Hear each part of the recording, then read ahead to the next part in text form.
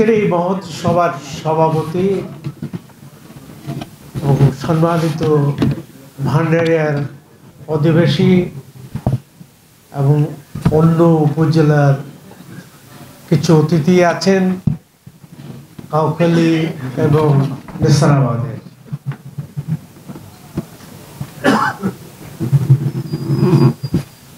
আমি আজকে গর্বিত, আমিও আপনাদের মতো ভান্ডারিয়ার সন্তান। যদিও আমার জন্ম বরিশালে, সুমনের বাবার জন্ম বরিশালে, কিন্তু আমার বাবার জন্ম ভান্ডারিয়া চরখালী। ভান্ডারিয়া আমাদের পরিবারের নক্ষত্র, আমরা তার সাথে ওতপ্রোতভাবে জড়িত। আমার আসছি আজকে এখানে পিরোজপুর ২ আসনে ভান্ডারিয়া, কাউখালী এবং নাসিরাবাদের আমার প্রায়ত অগ্রজ রুসলাম মঞ্জুরের কনিষ্ঠ সন্তান সুমনের প্রার্থিতা ব্যাপারে মত বিনিময় করার জন্য আমরা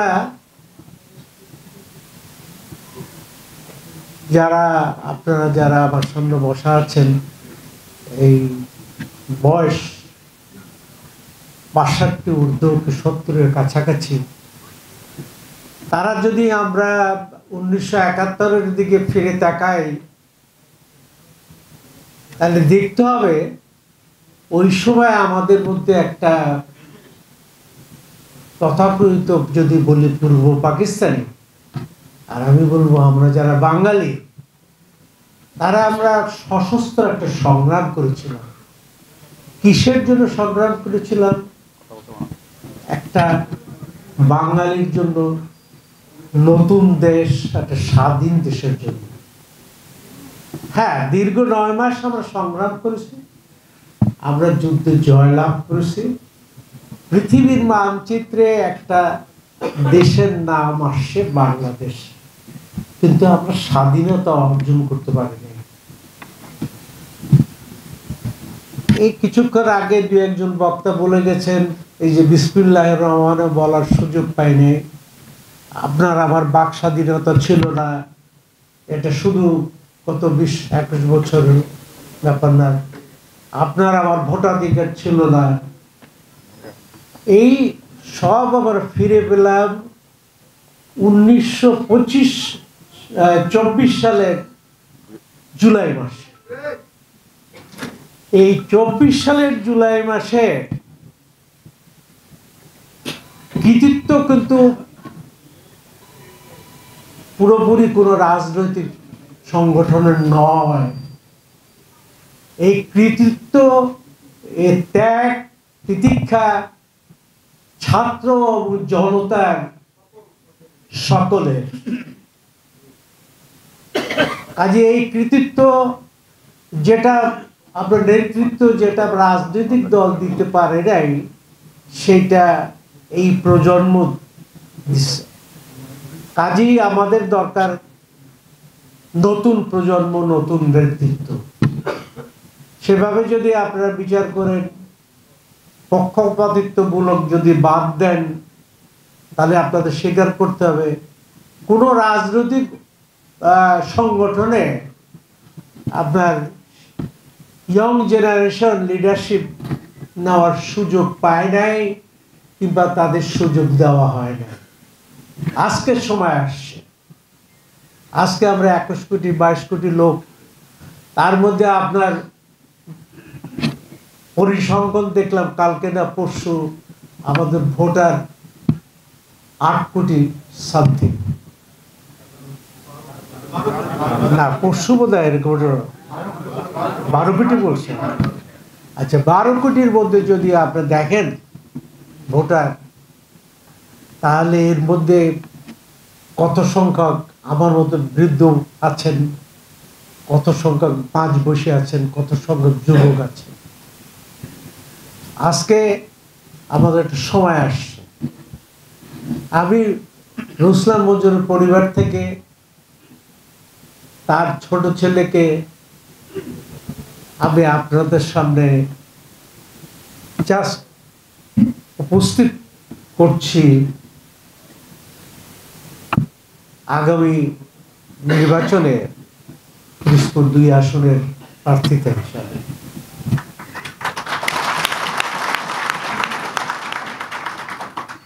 আমাদের পরিবার যদি আপনি দেখেন, আমরা রাজনীতিকে কোনো পেশা হিসেবে নেইনি। সুমনের আব্বা, আমার প্রয়াত ভাই, উনি যারা আমার সমাবেশে আছেন, আমার বয়স I have already crossed 84.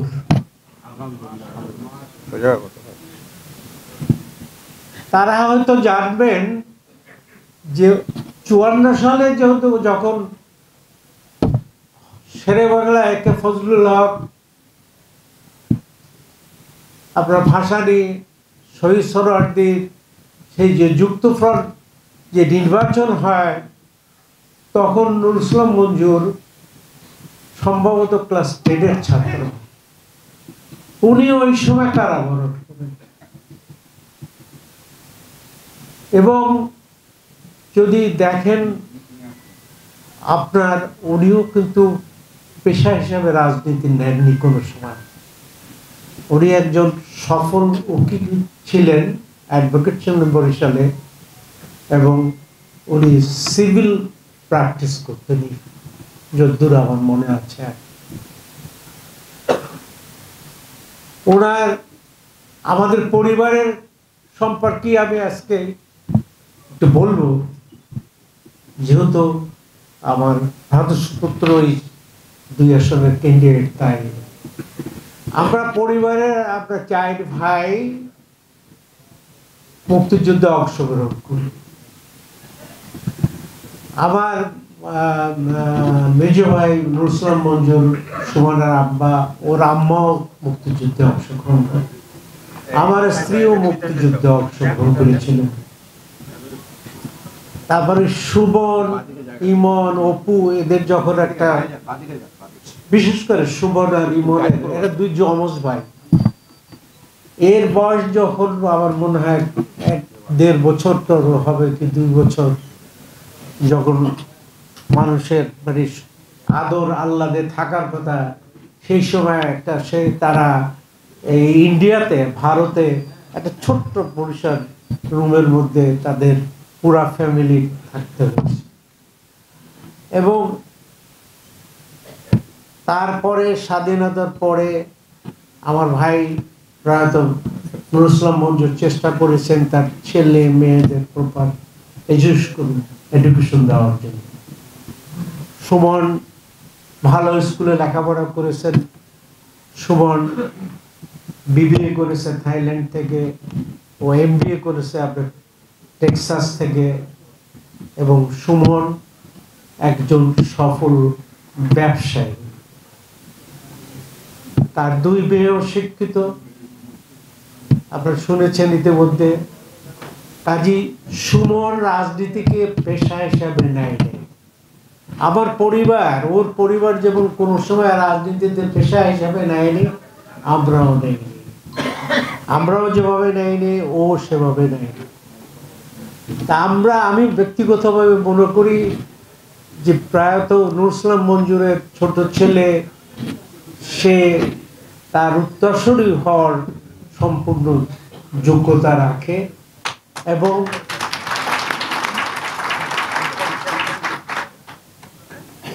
যোগ্যতা রাখে বলেই আমরা পরিবারের সবাই আজকে এখানে মোটামুটি উপস্থিত হয়েছে সুমনকে আপনাদের হাতে তুলে দেওয়া।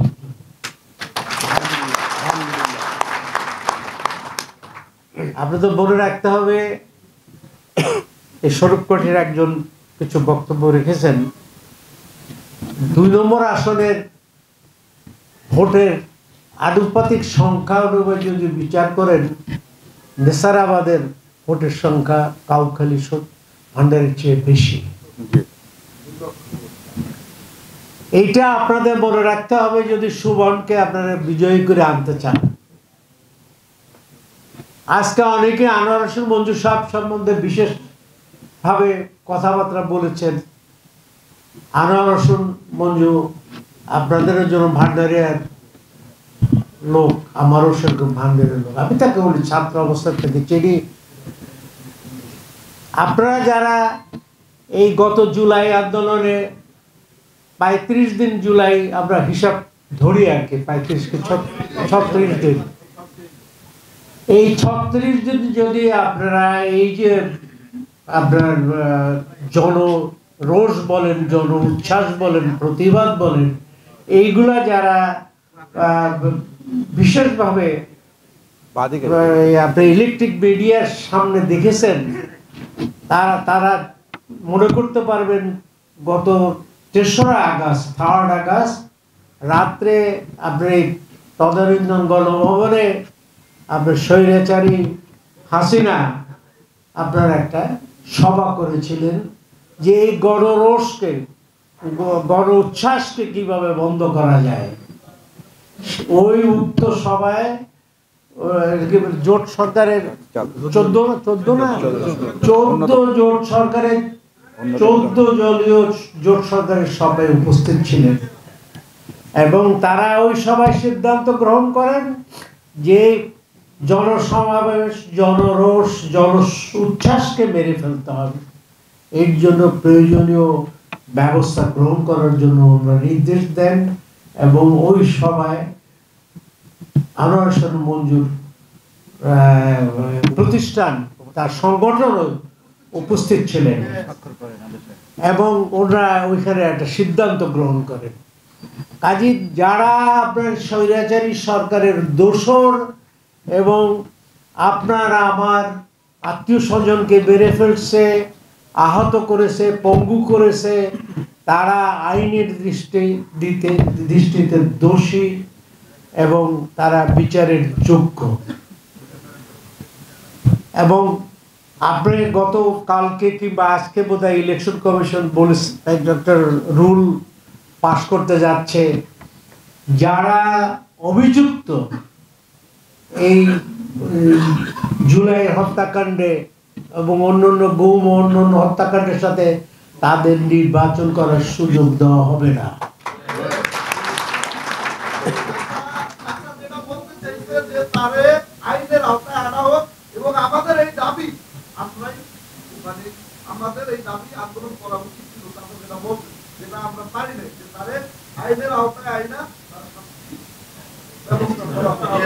আমি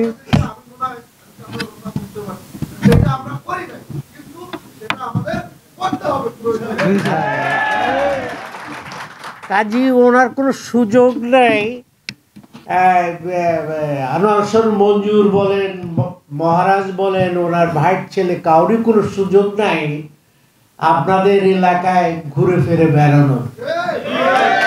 তাকে আইনের আওতা আনতে হবে বলে আমি কথাটা তুলে ধরলাম। এটা আপনাদের উচিত ছিল আরো আগে এটা প্রশাসনের কাছে তুলে ধরার। এবং আপনারা আজকে এই আমাদের বাহাবা কিংবা সুমনকে বাহাবা দিয়ে খুশি করলে কাজ হবে না। আপনারা যদি নুরুল ইসলাম মঞ্জুরকে ভালোবেসে থাকেন, ওনার আদর্শকে যদি বিশ্বাস করেন, ভালোবাসেন, তাহলে সুমনের জন্য আমাদের অনুরোধ, যেহেতু আমি নিজের থেকে আমি বলতে পারি যে রাজনীতি ও পেশা নেয় নাই, আমাদের পরিবারে কেউই রাজনীতিকে পেশা নেয় নাই। আমি ব্যক্তিগতভাবে একটানা 6.5 বছর জেল খেটেছি 75 সালের বঙ্গবন্ধু আর রফসানাওয়াত হত্যা মামলায়। এর আগে 62 সালে আমি 2বার জেল খেটেছি ছাত্র অবস্থায়। আমি জীবনে আপনার বোধহয় 7 বছরের উপরে জেল খেটেছি। তার মধ্যে একবারে একটানা 6.5 বছর। আমার ভাই উনিও জেল খেটেছেন। আমরা 2 ভাই পাশাপাশি রুমে জেলখানায় ছিলাম। কাজে আমরা যদি পেশাগতভাবে যদি রাজনীতি নিতাম আমাদের পরিবার, তাহলে আমাদের এটা কষ্ট ভোগ করতে হতো না। কাজে আপনাদের কাছে অনুরোধ যে নুরুল ইসলাম মঞ্জুরকে আপনারা যদি সত্যি ভালোবাসেন এবং বর্তমানে দেশের উন্নয়ন বলেন, নেতৃত্ব দেওয়ার জন্য ইয়ং জেনারেশনের দরকার, সেদিক দিয়ে আমরা এবং আমাদের পরিবারের সবাই মনে করি সুমন এটা যোগ্য। কাজে আপনাদের কাছে আমাদের অনুরোধ থাকবে, দাবি থাকবে, আপনারা যেহেতু 3টা জেলা নিয়ে পিরোজপুর আসন, উপজেলা নিয়ে পিরোজপুর 2 আসন, আপনাদের চেষ্টা করতে হবে সবাই মিলে সুমনের মতো একটা ইয়াংকে যাতে প্রতিষ্ঠিত করা যায়, আগামীতে নির্বাচনে জয়লাভ করে নিয়ে আসা যায়। আপনার বিভিন্ন উপজেলায় বিভিন্ন রকম সমস্যা দাবি দেওয়া আছে, সবগুলো হয়তো ওর যদি নির্বাচিত হয়ে আসে হয়তো পূরণ করতে পারবে না, কিন্তু ও চেষ্টা করবে, ত্রুটি করবে না, চেষ্টা করবে ইনশাল্লাহ। এবং আপনাদের সব রকম কাজের জন্য এবং আমরা ব্যক্তিগতভাবে পরিবারের তরফ থেকে যদি সম্ভব হয় কোনো রকম ছোটোখাটো আর্থিক সুযোগ সুবিধা নিয়ে এগিয়ে আসা, আমরা আপনাদের পাশে থাকব। আর আমি সুমনকে বলবো, ও যদি আপনাদের সাহায্য সহযোগিতা নিয়ে জয়লাভ করে আপনার এমপি হয়ে আসতে পারে, নমিনেশন যদি পায়, একটা কথা আপনারা যতই হিসাব নিকাশ করেন না করেন, আপনার আগামী নির্বাচনে বিএনপি জয়লাভ করে আসবে এটা নিয়ে কোনো রকম দ্বিমত নাই। আপনারা হয়তো কেউ ভয় পেয়েছেন যে জামাত ইজ কামিং আপ, মেবি তারা একটা পার্সেন্টেজ ওয়াইজ কিছুটা হয়তো ইমপ্রুভ করেছে। আমরা ধর্মে বিশ্বাসী, কিন্তু আমরা ধর্মান্ধ নয়, এটা মনে রাখতে হবে। আমরা মুসলমান, আমরা ধর্মে বিশ্বাসী, আল্লাহ ছাড়া আমাদের কেউ নাই, হযরত মুহাম্মদ সাল্লাল্লাহু আলাইহি ওয়াসাল্লাম তার প্রেরিত রাসূল এবং সর্বশেষ, কিন্তু তাই বলে আমরা ধর্মান্ধ নয়। বাংলাদেশে আমার মনে হয় না আপনারা যে সবচেয়ে যিনি ইয়ং আছেন উনি দেখে যেতে পারবেন যে ধর্ম কি বলে ধর্মকে পুঁজি করে বাংলাদেশে কোনোদিন রাজনীতি হবে না, প্রতিষ্ঠা লাভ করতে পারবে না। কিন্তু মনের দিক থেকে আমরা হিন্দু যারা আছেন আমাদের ভাই, বাঙালি, মুসলমান, খ্রিস্টান যারা আছেন, বৌদ্ধ আছেন, সবাই আমরা মিলেমিশে থাকবো এখানে, এতে কোনো অসুবিধা নেই। তা আপনাদের কাছে আবারও আমার অনুরোধ, ওকে দেখবেন, সুমনকে ইনশাল্লাহ আপনারা যাতে ও নমিনেশন পায়, তারপরে কিভাবে আপনার জয়লাভ করে আসতে পারে। আর আনোয়ার হোসেন মঞ্জু উনি স্বৈরাচারী সরকারের দোসর ছিলেন, ওনার যথাযোগ্য ওনার বিচার হওয়া দরকার, আইনের আওতা আনা দরকার। আপনারা এই ব্যাপারে একটু সজাগ হন, প্রয়োজনীয় ব্যবস্থা নেওয়ার চেষ্টা করেন। আপনারা সবাই কষ্ট করে আসছেন, আমি ব্যক্তিগতভাবে আমার তরফ থেকে আপনাদের সবাইকে আন্তরিক ধন্যবাদ ও কৃতজ্ঞতা জানাচ্ছি। আপনারা সবাই ভালো থাকেন, আর সুমনের জন্য আপনারা সবাই কাজ করেন, দয়া করে। আল্লাহ হাফেজ। প্রিয় উপস্থিতি, চাচার বক্তব্য আমাদের মাঝে